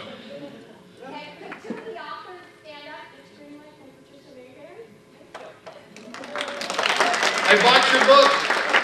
See, you bought mine, I bought yours. We call that recycling. And in fact, look at the environmental movement, speaking of recycling. I mean, Margaret Sanger added the words birth control to our lexicon. I don't know if you're aware of that. Margaret Sanger created the words birth control, and they got into popular culture, and that's how we have the words birth control. But we have a recycling movement now. In Los Angeles, I mean, we're recycling more than 50% of our solid waste on the blue bins on the curb, and we've been doing it for several years, and America now accepts recycling.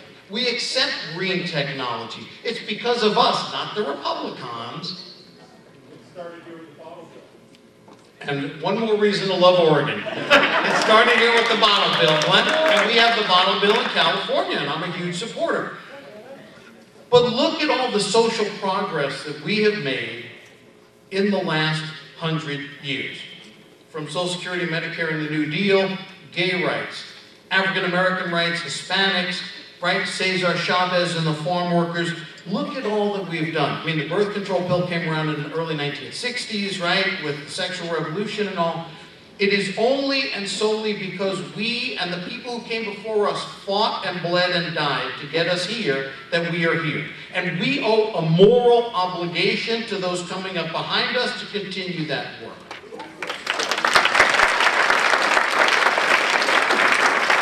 And the last thing I will tell you is the best news of all. We always win. And I'm not kidding. We always win. I guarantee you within the next 10 years, marriage equality will be everywhere, and everybody's going to wonder what was the fight all about. Obamacare will be accepted, and people are going to be saying, how come we don't have Medicare for all? We will have the first woman president, we will have the first Hispanic president, and nobody's going to think a thing about it. Because the generations coming up after us are going like, duh, what's the big deal? But the reason they're saying, duh, what's the big deal is because we taught them that it's normal to be diverse. It's normal to give a hand up. It's normal to have everybody have equal rights. But it's because we did it, because we stood on the shoulders of those who came before us, and we're going to let those coming up behind us stand on our shoulders, and we always win. Every time we have fought one of these issues of social progress, we always win. It takes longer than it should because we are fighting a bunch of knuckle-dragging troglodytes. They want to drag us back to the Leave It to Beaver fantasy that wasn't even true in the 1950s, but they always lose because they can't stop progress.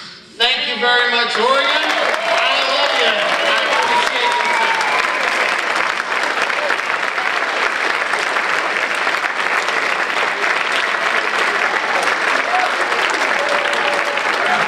Norman Golden.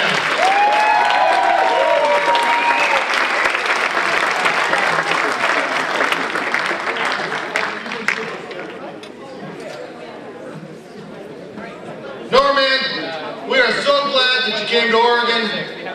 I'm so grateful for what you do every single day, being the champion of democracy that you are. Thank you, Norman.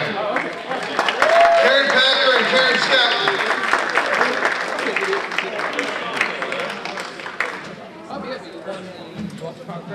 We have a little gift for Norman Goldman. That is, when you claim that up, But we weren't sure what size you were, Norman, so we want you to kind of pick the one you want. We have a Washington County Democrat sweatshirt.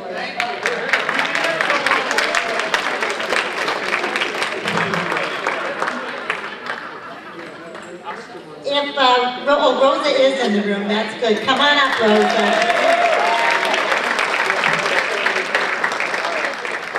Come on up here, Rosa and Karen, because how inspired are we all now by hearing those very, very true words? We do always win. Sometimes it takes a little longer, but you are, by God, right, Norman? We do eventually win. And so that's what we have to keep in mind, no matter what, on November 6th.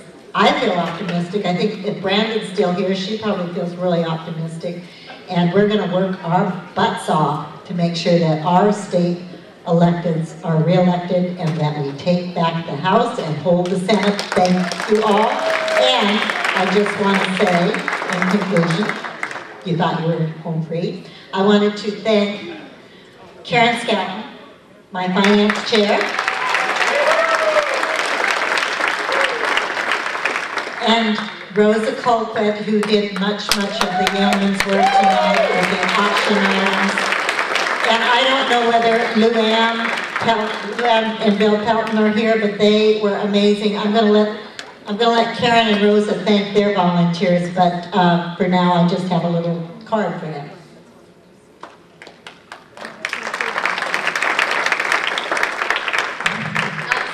Can you hear me okay? Some of them left earlier, but I really do appreciate them because the event, there are so many ingredients that go into a successful event, the least of which is the food. But without someone to work it and to do a good job and to really commit to it, it just makes things really fuzzy. So I'm very grateful, a heartfelt thank you to every person who volunteered, whether you're here or not. I really appreciate it. And I know I'm supposed to thank the volunteers, but I can't get to a microphone without saying, go Obama. We gotta do it. Go Obama. I second that, and also if you noticed, if you look at the program, we've listed, we added the sound engineers in the past. We forgot to do that. But also, I'm ready fired up and ready to go.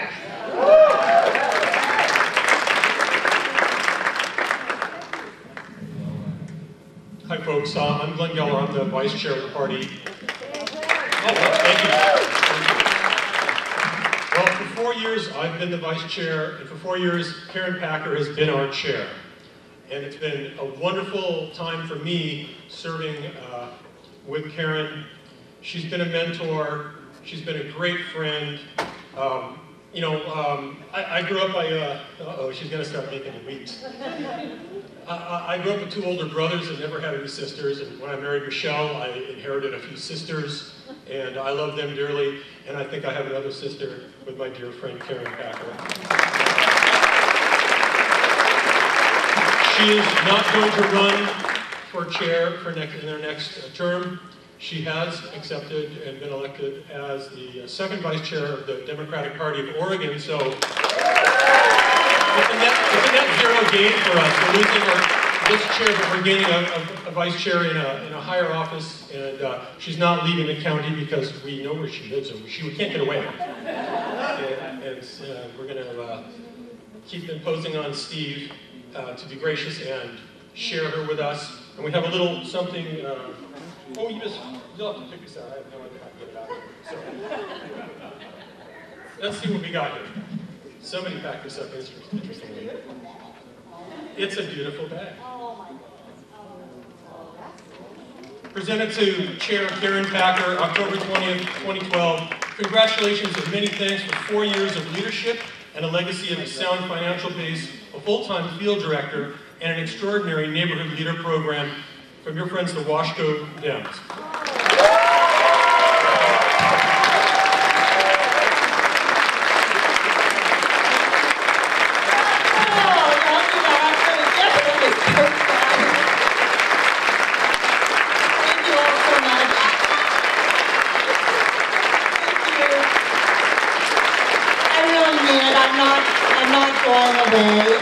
My home is here in Washington County, and I just want to say that next year is the 30th anniversary of the Neuberger Banquet. So you can bet I'm going to be back working on that, and we're going to see you all again then. And in the meantime, I thank my wonderful executive board here tonight, and I don't want to take time to introduce them, but I think you probably met them all tonight. They're wonderful people. They are the wind beneath my sails. They are the wind beneath Washington County Democratic Party sails. And we do things by committee.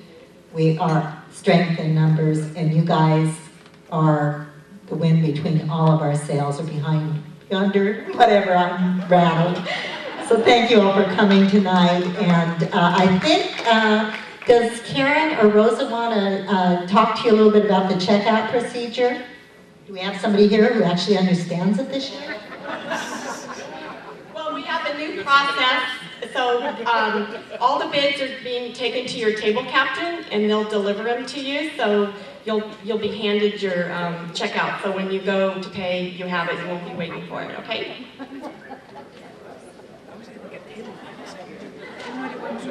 Just quickly, we were having trouble getting around to all the tables and just really didn't want to disturb Norman Goldman by any means. And so if you have a certificate, if you would just see me, I would really like to give that to you because we still haven't gotten around to all the tables. And for that, I apologize, but we don't want you to leave without a certificate. Thank you so much for bidding. Norman, thanks one more time. As we were eating tonight, folks actually had their ballots and were voting. We've got 17 days till Election Day.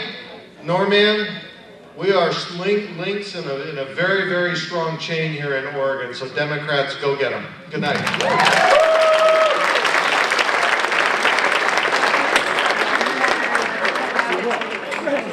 How you been? How's Durham? How you doing? I'm good. I'm engaged, getting married. Congratulations. December 20th. All right.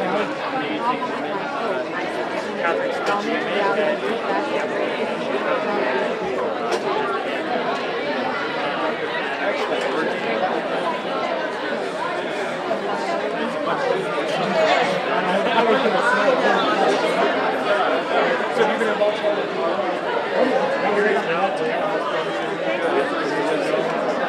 Good months.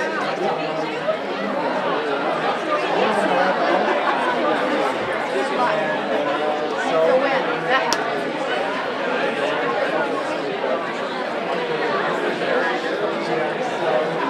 I sat out of Westland at my place in the yard.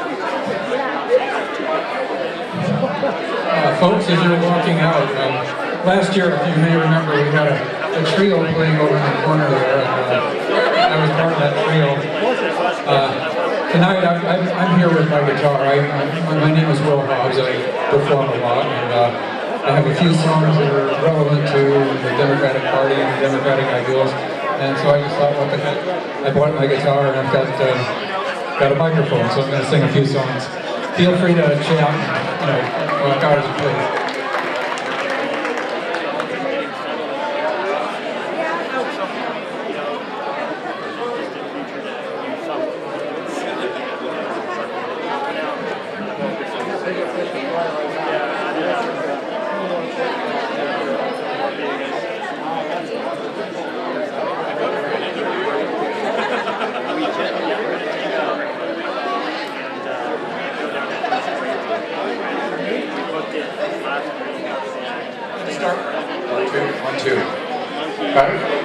I'm going to start with a song that I wrote fairly recently, a couple of years ago. It's about global climate change. I was in Texas last week performing this song, and I said, how many people believe in global warming? And nobody raised their hand. And I thought, uh-oh, that's right, I'm in oil country. Steve Packer reminded me, not Steve Packer, I'm sorry, Steve Bauer reminded me that Al Gore once said that it's very hard to convince somebody of the truth of something if their paycheck depends on not believing it. So this is a song called Race to the Bottom Line. Tom Hartman actually played this on his show.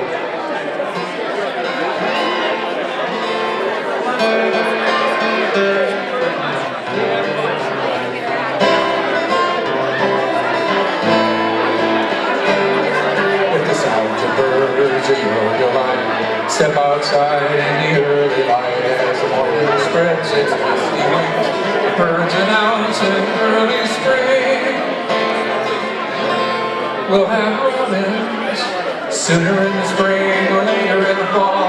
Higher up the mountains, closer to the poles. So rev those engines, burn that coal. It's a race to the bottom line.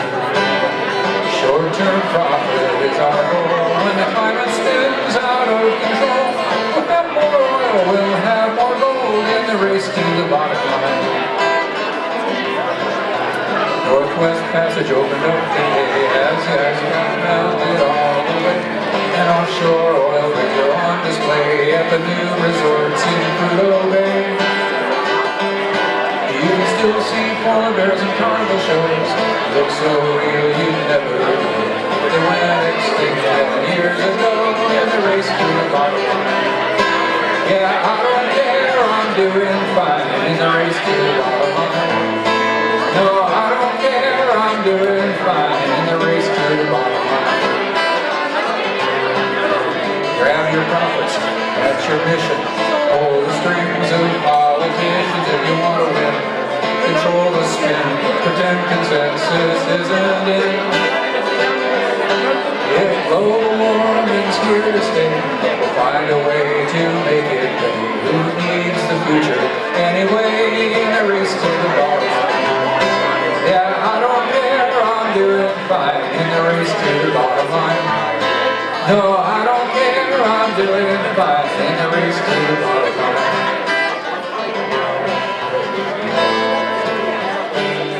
If disaster shows of your good, watch the news most of the night.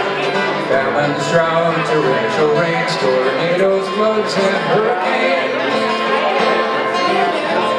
We'll have it all sooner in the spring, later in the fall.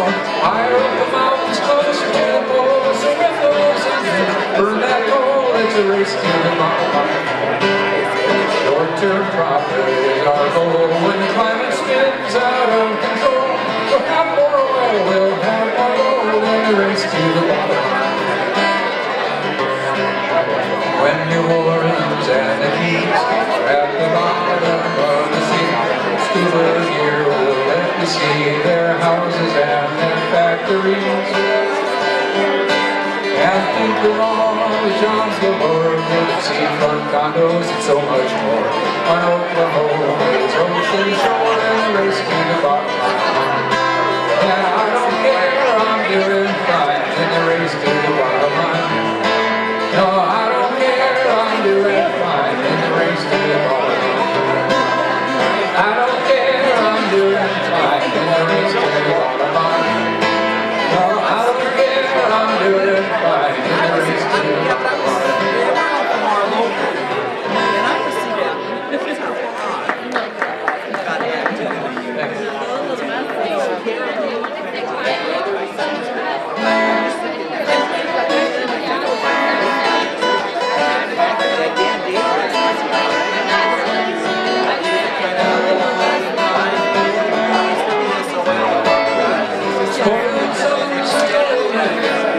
Waging war without an end.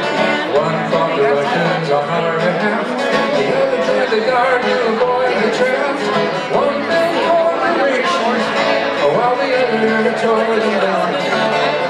Both men filled the innocent and crossfire, crossfire, the world is caught in crossfire of a few hungry men. Crossfire, crossfire, the world is caught in a crossfire, but if it takes a generation, we shall have peace again, and we shall be free again.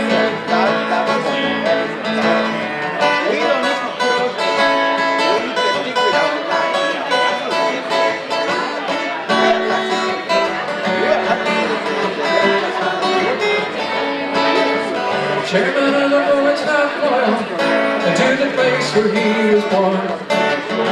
Beholden to the bottom line, he treats the earth with scorn.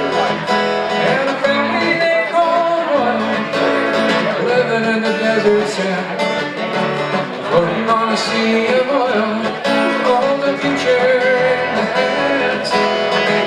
Crossfire, crossfire, the world is caught in a crossfire of a few hungry men. Crossfire, crossfire, the world is caught in a crossfire, but if it takes a generation, we shall have peace again. And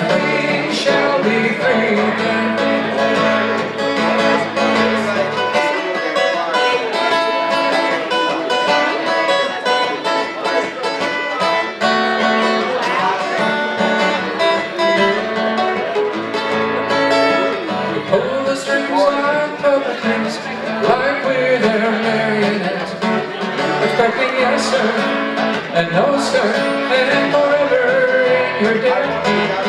Purposes to play with actors, no happy ever after. If we don't wake up with these captains in service to our masters. Crossfire, crossfire, world is caught in a crossfire of a few hungry men. Crossfire, crossfire, world is caught in a crossfire, but if it takes a generation, we shall have peace again. Be free again. Yes, if it takes a generation, we shall have peace again, and we shall be free again. Thanks. Now for a non-political song. I'm going to Louisiana, yes, it's headed on down. Can't get enough of that Cajun sound. Spent too long just hanging around this crazy town out by you. Well, it's been a long time and I want to go back. Gonna take the big train down to these plains. Cross the Rockies and I'll head down south, down to Mississippi to the river's mouth. Look out the window at the countryside. For a steamboat ride, oh, I stay along there, I gotta get down to the Cajun country down by you. I'm going to Louisiana, yes, I'm headed on down. Can't get enough of that Cajun sound. Spent too long just hanging around this crazy town out by you. Well, last time down there to sit through on the back road that had nothing to lose. Riding on my motorcycle, thought I was lost in the cypress swamps and the Spanish Fork. Decided to stop, I was going slow, and I saw an alligator by the side of the road. So I was getting back up, turned the bike around, finally found my way back to town. I'm going to see you, so headed on down. Can't get enough of that Cajun sound. Spent too long just hanging around this crazy town out by you. On each Appalachian campfire cold with a man on my doors in a pinewood fort. Caught a couple catfish, hooked them on a rib, red beans and rice and pulled out a guitar, fiddle and a bow, and we play at the storm till the farmer rolled. And we took a little nap and we headed to the town. Catch Cajun music down by you now. I'm going to Louisiana, yes, I'm headed on down. Can't get enough of that Cajun sound. Spent too long just hanging around this crazy town out by you.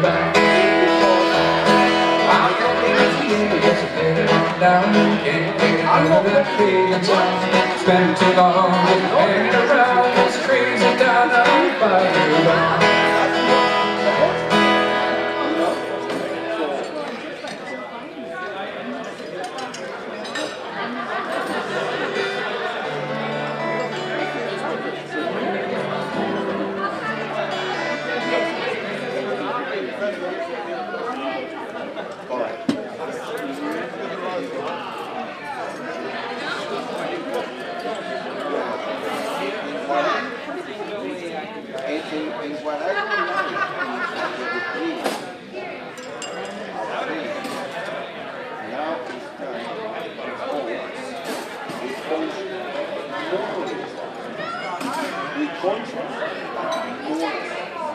So they are separate, you know, because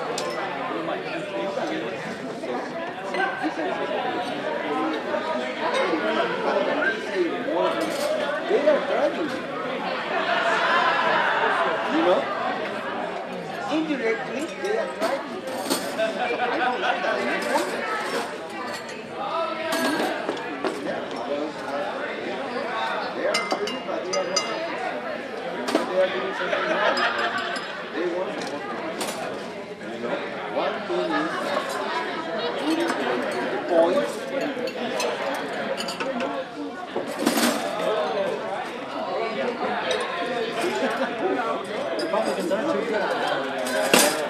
listen this. 3 days ago, in New York City, it was the Smith Memorial Fundraiser. You hear this? Yeah, okay. Who promoted that? The Catholic Church. The Archbishop from New York City. Obama